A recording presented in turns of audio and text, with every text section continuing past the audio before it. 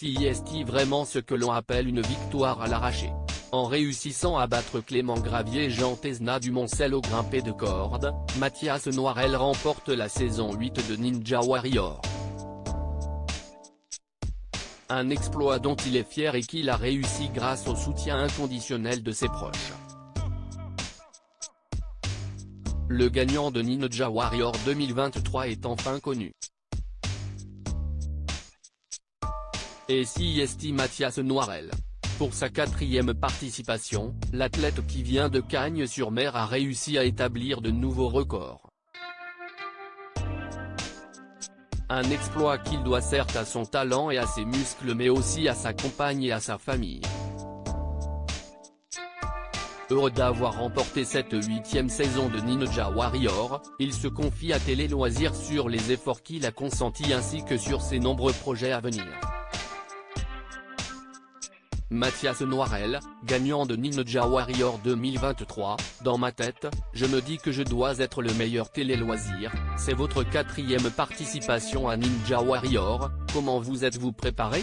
Mathias Noirel, j'ai vécu une année particulière car pour la première fois je suis allé à Paris pour m'entraîner dans des salles d'escalade et des salles Ninja Warrior. J'ai aussi fait beaucoup de compétitions internationales. Avec Clément Gravier, nous sommes allés à Dubaï où nous avons battu les Américains et l'équipe du Prince de Dubaï. Qu'est-ce que ces expériences vous ont apporté? Elles m'ont permis d'avoir une mentalité un peu différente face aux obstacles. Désormais, je les aborde plus sereinement et moins sous un stress négatif, ce qui me permet de donner mon plein potentiel. Mathias Noirel, Ninja Warrior, explique pourquoi il a dédié sa victoire à son grand-père. Il est parti quelques mois avant le tournage. Vous pensiez gagner l'édition 2023 de Ninja Warrior? Je me suis conditionné pour y arriver car je me suis donné les moyens. Si est un truc de fou car ça n'arrive pas souvent que le travail paie. Si j'avais vraiment le mental pour aller au bout, sur Ninja Warrior on ne sait jamais ce qui peut arriver car on peut glisser sur un obstacle. À la fin de la finale, vous vous retrouvez avec Jean Tezna du Moncel et Clément Gravier face à la corde. Dans quel état d'esprit êtes-vous à ce moment-là? Je ressens une satisfaction ultime car si est la première fois que j'arrive à ce stade de la compétition. Je sais aussi très bien que Clément Gravier est le favori, mais dans ma tête je me dis que je dois être le meilleur et battre son record.